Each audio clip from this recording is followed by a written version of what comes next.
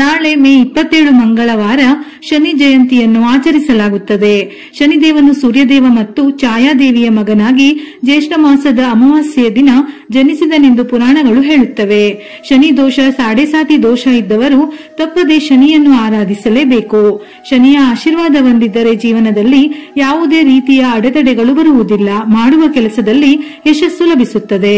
ಈ ವರ್ಷ ಜ್ಯೇಷ್ಠ ಅಮಾವಾಸ್ಯೆಯನ್ನು ಮೇ 26 ಸೋಮವಾರ ಹಾಗೂ ಮೇ 27 ಮಂಗಳವಾರ ಎರಡೂ ದಿನವೂ ಆಚರಿಸಲಾಗುತ್ತದೆ. ಹಾಗಾಗಿ ಕೆಲವು ಕಡೆ ಸೋಮವಾರ, ಇನ್ನೂ ಕೆಲವು ಕಡೆ ಮಂಗಳವಾರದ ದಿನ ಆಚರಿಸಲಾಗುತ್ತದೆ.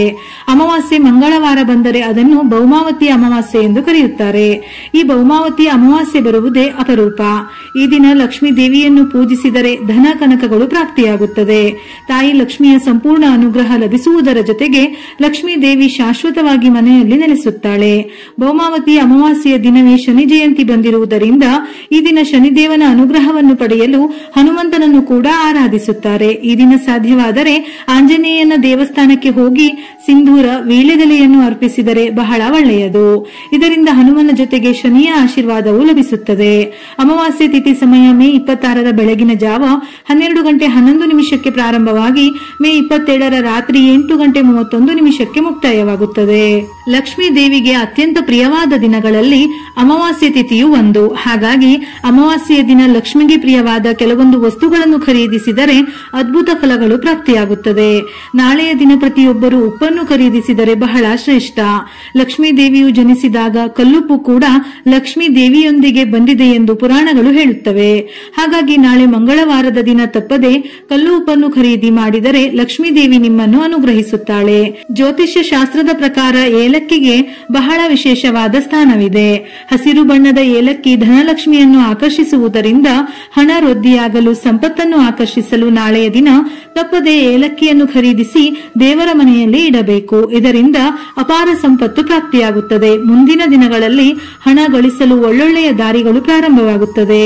ನಾಳೆಯ ದಿನ ಶುದ್ಧ ಹಸುವಿನ ತುಪ್ಪವನ್ನು ಖರೀದಿಸುವುದು ಕೂಡ ಬಹಳ ಒಳ್ಳೆಯದು. ಜೊತೆಯಲ್ಲಿ ಪೂಜೆಗೆ ಉಪಯುಕ್ತವಾದ ಕರ್ಪೂರ, ಅರಿಶಿನ, ಕುಂಕುಮ ಇವುಗಳನ್ನು ಖರೀದಿಸಿದರೆ ಲಕ್ಷ್ಮೀ ದೇವಿಯು ನಿಮ್ಮ ಮನೆಯನ್ನು ಆಶೀರ್ವದಿಸುತ್ತಾಳೆ.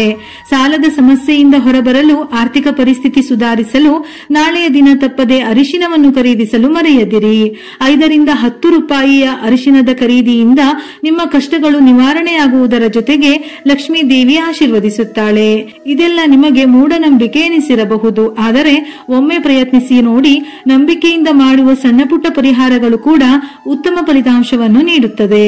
ನಮ್ಮ ಹಿಂದೂ ಧರ್ಮದಲ್ಲಿ ಮಹಿಳೆಯರನ್ನು ಲಕ್ಷ್ಮೀ ದೇವಿಯ ರೂಪವೆಂದು ಹೇಳುತ್ತಾರೆ.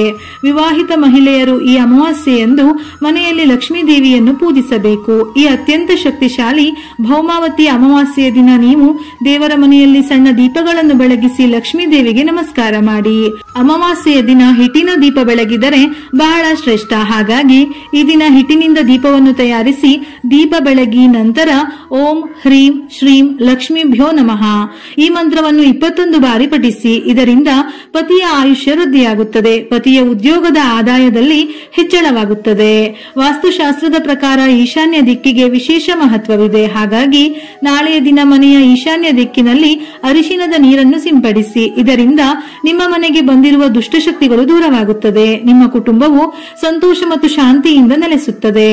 ಈ ದಿನ ಕನಕದಾರ ಸ್ತೋತ್ರ, ಲಲಿತಾ ಸಹಸ್ರನಾಮ ಓದಿದರೆ ಅಥವಾ ಕೇಳಿದರೂ ನಿಮ್ಮ ಆಸೆಗಳೆಲ್ಲ ಈಡೇರುತ್ತವೆ. ಈ ದಿನ ಸಾಧ್ಯವಾದರೆ ದೇವಿಯ ದೇವಸ್ಥಾನಕ್ಕೆ ಹೋಗಿ ಕುಂಕುಮವನ್ನು ಅರ್ಪಿಸಿ. ಇದರಿಂದ ಲಕ್ಷ್ಮೀ ದೇವಿಯ ಆಶೀರ್ವಾದ ಯಾವಾಗಲೂ ನಿಮ್ಮ ಮೇಲಿರುತ್ತದೆ.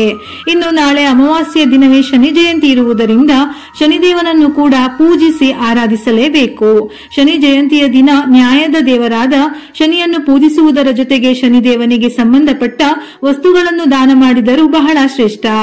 ಕಪ್ಪು ಬಣ್ಣದ ವಸ್ತುಗಳನ್ನು ದಾನ ಮಾಡುವುದಕ್ಕೆ ವಿಶೇಷ ಮಹತ್ವವಿದೆ. ನಾಳೆಯ ದಿನ ತಪ್ಪದೆ 1/4 ಕೆಜಿ ಕಪ್ಪು ಬಣ್ಣದ ಉದ್ದಿನ ಕಾಳನ್ನು ನಿರ್ಗತಿಕರಿಗೆ ಅಥವಾ ಬಡವರಿಗೆ ದಾನ ಮಾಡಬೇಕು. ಇದರಿಂದ ಶನಿದೇವನು ಸಂತುಷ್ಟನಾಗುತ್ತಾನೆ. ಶನಿದೇವನ ಆಶೀರ್ವಾದ ವ್ಯಕ್ತಿಯ ಮೇಲಿರುತ್ತದೆ. ಈ ಪರಿಹಾರದಿಂದ ಜೀವನದಲ್ಲಿನ ಹಣದ ಬಿಕ್ಕಟ್ಟಿನಿಂದ ಪರಿಹಾರ ಪಡೆಯಬಹುದು. ಮನೆಯ ಆರ್ಥಿಕ ಸ್ಥಿತಿ ಬಲಗೊಳ್ಳಲು ಪ್ರಾರಂಭಿಸುತ್ತದೆ. ಇದರ ಜೊತೆಯಲ್ಲಿ ನಾಳೆಯ ದಿನ ಸಾಸಿವೆ ಎಣ್ಣೆ, ಕಪ್ಪು ಎಳ್ಳನ್ನು ದಾನ ಮಾಡಿದರೆ ರಾಹು, ಕೇತು ರಾಹುಕೇತು ಮತ್ತು ಶನಿಯ ದುಷ್ಪರಿಣಾಮಗಳನ್ನು ನಿವಾರಿಸಲು ಸಹಾಯ ಮಾಡುತ್ತದೆ. ನಿಮ್ಮ ಕುಟುಂಬದಲ್ಲಿ ಯಾವುದೇ ಸದಸ್ಯರು ಅನಾರೋಗ್ಯದಿಂದ ಬಳಲುತ್ತಿದ್ದರೆ ನಾಳೆ ಶನಿ ಜಯಂತಿಯ ದಿನ ಕಪ್ಪು ಬಟ್ಟೆ, ಪಾದರಕ್ಷೆಗಳನ್ನು ದಾನ ಮಾಡುವುದು ಬಹಳ ಶ್ರೇಷ್ಠ. ಯಾವುದಾದರೂ ಕೆಲಸದಲ್ಲಿ ಅಡೆತಡೆಗಳಾಗಿದ್ದು ಮಾಡುತ್ತಿರುವ ಕೆಲಸ ಅರ್ಧಕ್ಕೆ ನಿಂತಿದ್ದರೆ ನಾಳೆಯ ದಿನ ಸಾಸಿವೆ ಎಣ್ಣೆಯನ್ನು ದಾನ ಮಾಡಬೇಕು. ಇದರಿಂದ ಅರ್ಧಕ್ಕೆ ನಿಂತಿರುವ ಕೆಲಸಗಳು ಪ್ರಾರಂಭವಾಗಿ ಜೀವನದಲ್ಲಿ ಪ್ರಗತಿಯ ಹೊಸ ಹಾದಿಗಳು ತೆರೆದುಕೊಳ್ಳುತ್ತದೆ. ಶನಿ ಜಯಂತಿಯ ದಿನ ಶನಿ ದೇವರಿಗೆ ಸಾಸಿವೆ ಎಣ್ಣೆಯನ್ನು ಅರ್ಪಿಸುವುದು ಶುಭ. ಅರಳಿ ಮರದ ಕೆಳಗೆ ಸಾಸಿವೆ ಎಣ್ಣೆಯ ದೀಪವನ್ನು ಹಚ್ಚಿ ಪ್ರದಕ್ಷಿಣೆ ಹಾಕುವುದು ಶ್ರೇಷ್ಠ. ಇದರಿಂದ ಶನಿದೇವರು ಸಂತೃಪ್ತನಾಗುತ್ತಾರೆ. ಶನಿದೇವರನ್ನು ಮೆಚ್ಚಿಸಲು ಹನುಮಂತನನ್ನು ಪೂಜಿಸಬೇಕು. ಹನುಮಾನ್ ಚಾಲಿಸವನ್ನು ಪಠಿಸಬೇಕು ಅಥವಾ ಕೇಳಬೇಕು. ಇನ್ನು ನಾಳೆಯ ದಿನ ಶನಿ ಚಾಲಿಸ ಅಥವಾ ಶನಿದೇವನಿಗೆ ಸಂಬಂಧಪಟ್ಟ ಮಂತ್ರ ಶ್ಲೋಕಗಳನ್ನು ಪಠಿಸಿದರೆ ಅಥವಾ ಕೇಳಿದರೆ ಒಳ್ಳೆಯದು. ಶನಿ ಜಯಂತಿಯ ದಿನ ಸಂಜೆ ಅರಳಿ ಮರದ ಕೆಳಗೆ ಸಾಸಿವೆ ಎಣ್ಣೆಯ ದೀಪವನ್ನು ಬೆಳಗಿಸಿ ದೀಪದಲ್ಲಿ ಕಪ್ಪು ಎಳ್ಳು ಮತ್ತು 1 ರೂಪಾಯಿ ನಾಣ್ಯವನ್ನು ಹಾಕಿ. ಇದಾದ ನಂತರ ಅರಳಿ ಮರದ ಸುತ್ತ 7 ಬಾರಿ ಪ್ರದಕ್ಷಿಣೆ ಹಾಕಬೇಕು. ಇದು ವ್ಯಕ್ತಿಯ ಜೀವನದಲ್ಲಿ ಆವರಿಸಿರುವ ಕತ್ತಲೆಯನ್ನು ಹೋಗಲಾಡಿಸುತ್ತದೆ. ವೈರಿಗಳಿಂದ ಜಯ ಸಾಧಿಸಬಹುದು. ಅಲ್ಲದೆ ಶನಿದೇವನ ಆಶೀರ್ವಾದವು ಪ್ರಾಪ್ತಿಯಾಗುತ್ತದೆ. ಕಬ್ಬಿಣದ ಪಾತ್ರೆಯಲ್ಲಿ ಎಣ್ಣೆಯನ್ನು ತುಂಬಿಸಿ ಅದರಲ್ಲಿ ನಿಮ್ಮ ಮುಖವನ್ನು ನೋಡಿ. ನಂತರ ಆ ಪಾತ್ರೆಯೊಂದಿಗೆ ಅದನ್ನು ನಿರ್ಗತಿಕರಿಗೆ, ಬಡವರಿಗೆ ಅಥವಾ ಶನಿ ದೇವಸ್ಥಾನಕ್ಕೆ ದಾನ ಮಾಡಿ. ಈ ಎಣ್ಣೆಯ ಅರ್ಪಣೆಯು ಶನಿಯ ಕ್ರೂರ ಪರಿಣಾಮಗಳನ್ನು ನಾಶಪಡಿಸುತ್ತದೆ. ಶನಿದೇವನ ಆಶೀರ್ವಾದದಿಂದ ಜೀವನದಲ್ಲಿ ನಡೆಯುತ್ತಿರುವ ಯಾವುದೇ ಸಮಸ್ಯೆಗಳು ಸಹ ದೂರವಾಗುತ್ತದೆ. ನಾಳೆ ಭೌಮಾವತಿ ಅಮಾವಾಸ್ಯೆ ಹಾಗೂ ಶನಿ ಜಯಂತಿ. ಈ ಅತ್ಯಂತ ಶಕ್ತಿಶಾಲಿಯಾದ ದಿನ ತಪ್ಪದೆ ಲಕ್ಷ್ಮಿಯ ಆರಾಧನೆ ಹಾಗೂ ಶನಿದೇವ, ಆಂಜನೇಯನ ಆರಾಧನೆಯನ್ನು ನಿಮ್ಮ ಕೈಲಾದ ಮಟ್ಟಿಗೆ ಮಾಡಿ. ಸಾಧ್ಯವಿಲ್ಲವೆಂದಾದರೆ ದೇವಸ್ಥಾನಕ್ಕೆ ಹೋಗಿ ಪ್ರದಕ್ಷಿಣೆ ಹಾಕಿ ಸಣ್ಣ ಪುಟ್ಟ ಸೇವೆಯನ್ನು ಮಾಡಿದರೂ ಕೂಡ ಒಳ್ಳೆಯ ಫಲಗಳು ಪ್ರಾಪ್ತಿಯಾಗುತ್ತದೆ. ವಿಡಿಯೋ ಇಷ್ಟ ಆಗಿದ್ದಲ್ಲಿ ಮರೆಯದೆ ಲೈಕ್ ಕೊಟ್ಟು ನಿಮ್ಮವರಿಗೆ ಶೇರ್ ಮಾಡಿ. ಇದೇ ರೀತಿಯ ಮನಮುಟ್ಟುವ ಉಪಯುಕ್ತ ಮಾಹಿತಿಗಳಿಗಾಗಿ ಮತ್ತೆ ಭೇಟಿಯಾಗೋಣ.